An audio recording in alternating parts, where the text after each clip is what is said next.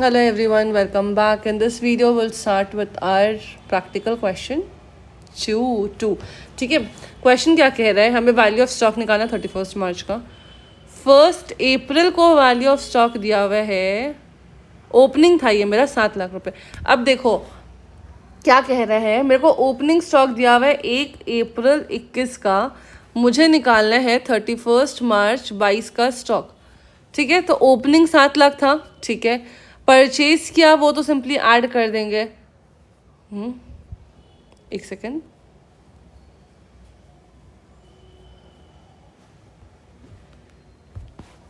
Manufacturing expenses दिया हुआ है, ओके, सेल्स दिया हुआ है, okay, for the above transaction.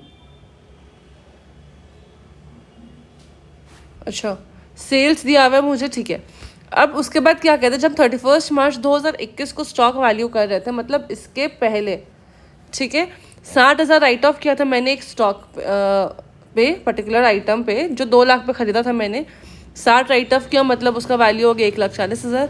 उसको मैंने 1,60,000 में बेच दिया, ठीक है। इस सेल्स को छोड़ के बाकी सारे सेल्स पे मैंने 25% का प्रॉफिट अर्न किया है।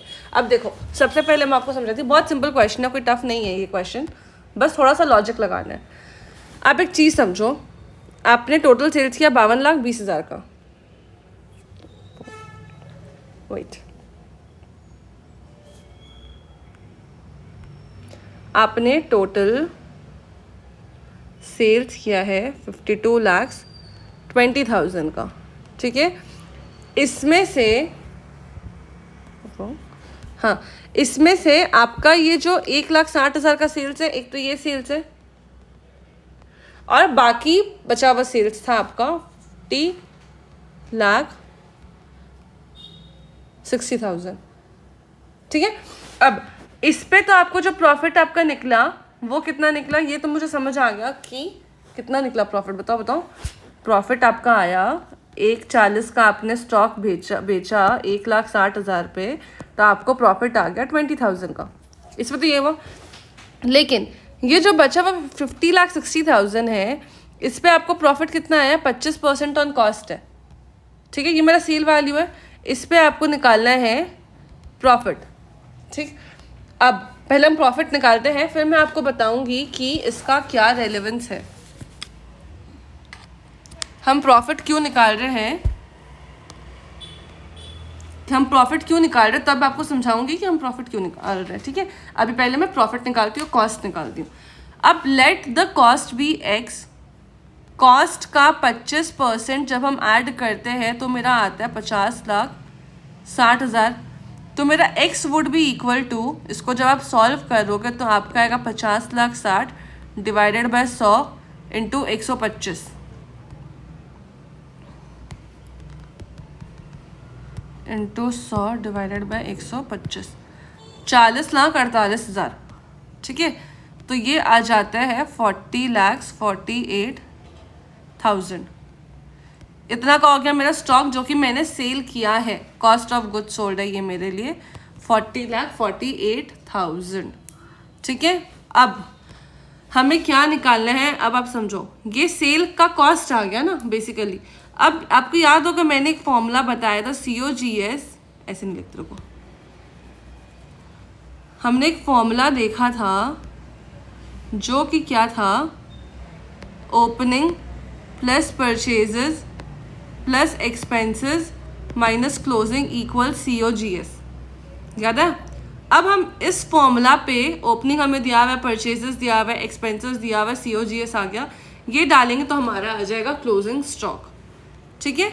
अब इतना आपको समझ है। इसके बाद एक ट्विस्ट और है, आपका ओपनिंग स्टॉक था 7 लाख रुपए का, इस ओपनिंग स्टॉक में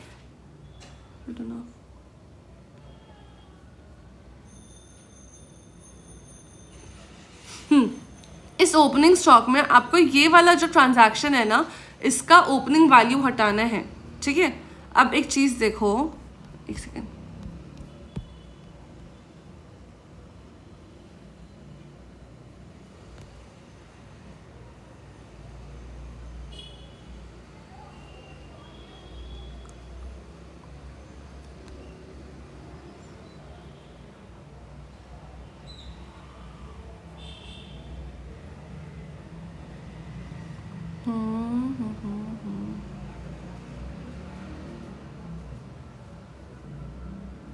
इन्होंने ओपनिंग हटा के नहीं किया।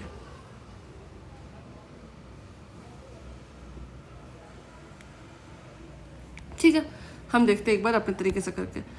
हमारा ओपनिंग स्टॉक था 7 लाख का, ठीक है। इस पे हमने परचेज किया, रुक जाओ, हमारे पास 2 तरीके हैं क्वेश्चन सॉल्व करने का, ठीक है। एक तो ऐसा वाला और एक दूसरा वाला। तो हम लोग जो कर रहे थे वही करते हैं। इंस्टीट्यूट ने दूसरे तरीके से किया, हम अभी दूसरे तरीके से करके एक बार आंसर अपना मैच करते हैं, ठीक है। अब आप एक चीज़ देखो, जो आपका ओपनिंग स्टॉक है, इन्होंने कितना लिया है,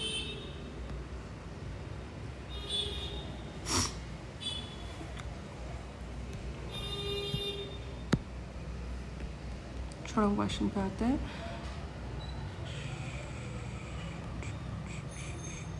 ये क्वेश्चन, ये जो 7 लाख का ओपनिंग स्टॉक था, इसमें मेरा एक ही एबनॉर्मल आइटम था जिसको हमने हटा दिया बेसिकली अपने सेल्स में से, तब जाके COGS निकाला। तो हम क्या करेंगे, हम ओपनिंग में से भी इस आइटम का इफेक्ट हटा देते, सिंपल, ठीक है। अब ये आइटम का वैल्यू कितना था वो देखो, 2 लाख का आइटम था, इस पर अपना 60,000 तो ऑलरेडी पहले ही राइट डाउन कर दिया, ठीक है। तो अब आपका स्टॉक का वैल्यू कितना बचा, 1,40,000।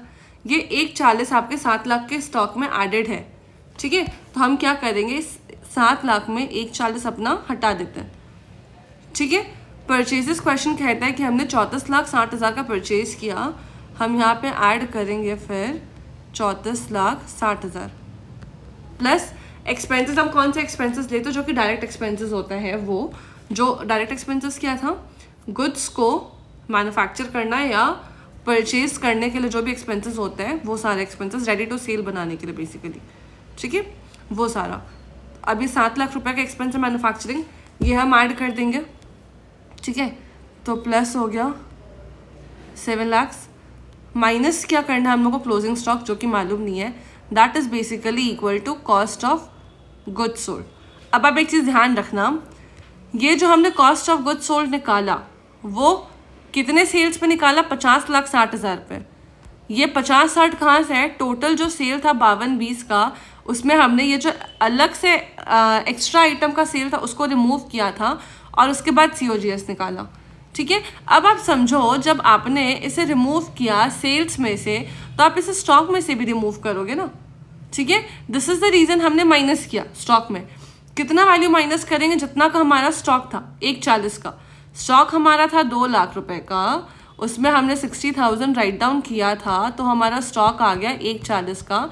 यही 1,40,000 को हमने यहाँ पे अपना एडजस्ट किया, 1,40,000, ठीक है, ये हो गया।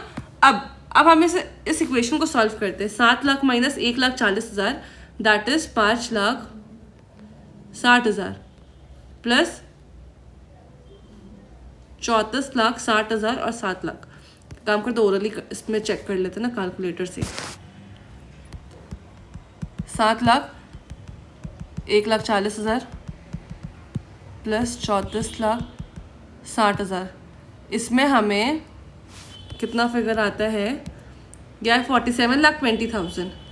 47,20 minus closing stock equals to 48,000।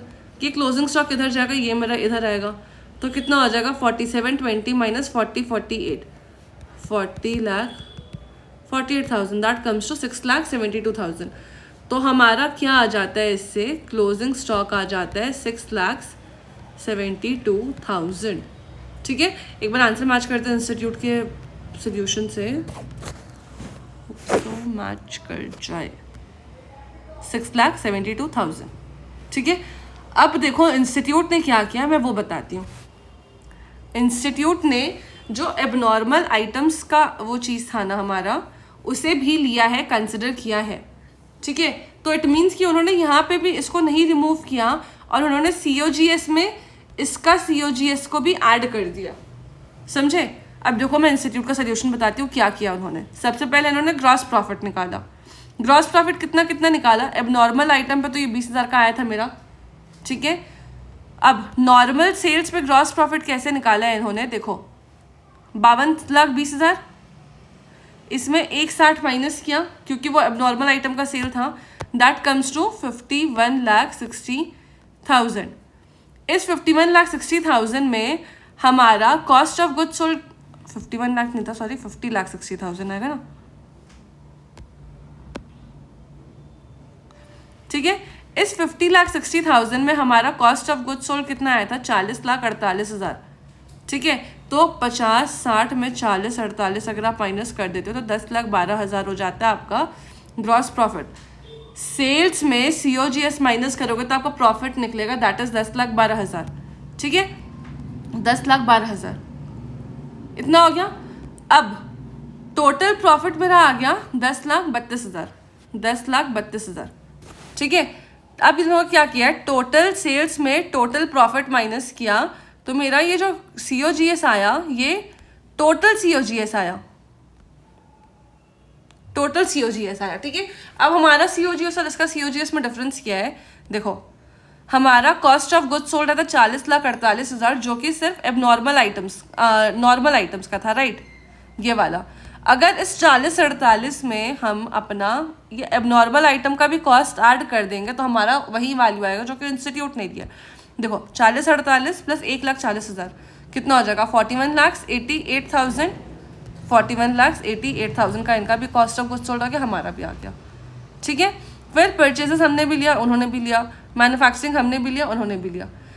एक और क्या डिफरेंस है उसका, स्टॉक का। इंस्टीट्यूट ने स्टॉक टोटल लिया क्योंकि उन्होंने आइटम को रिमूव ही नहीं किया है ना, और हमने इस आइटम एबनॉर्मल आइटम रिमूव करके सारा कैलकुलेशंस किया।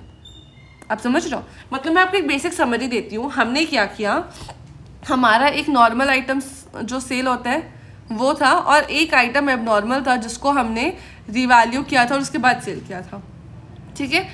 हमें COGS निकालना था तो हमने इस एबनॉर्मल आइटम को हटा के अपना क्लोजिंग स्टॉक निकाला। कैसे, ओपनिंग स्टॉक से भी एडजस्ट किया और सेल से भी एडजस्ट किया, COGS में भी पूरा एडजस्ट होके आया। इंस्टीट्यूट ने क्या किया, दोनों को साथ लेके वो चले और उसके बाद निकाले, मतलब ना ओपनिंग में एडजस्ट किया, ना सेल्स में एडजस्ट किया, और ना ही COGS में एडजस्ट किया, बस इतना ही डिफरेंस है, ठीक है। आपको समझ आया, ठीक। तो आई होप सो आपको ये क्वेश्चन समझ आया होगा। नेक्स्ट वीडियो में मिलेंगे नेक्स्ट क्वेश्चन के साथ, तब तक चैनल सब्सक्राइब करना, वीडियो लाइक करना, दोस्तों के साथ शेयर करना ना भूलें।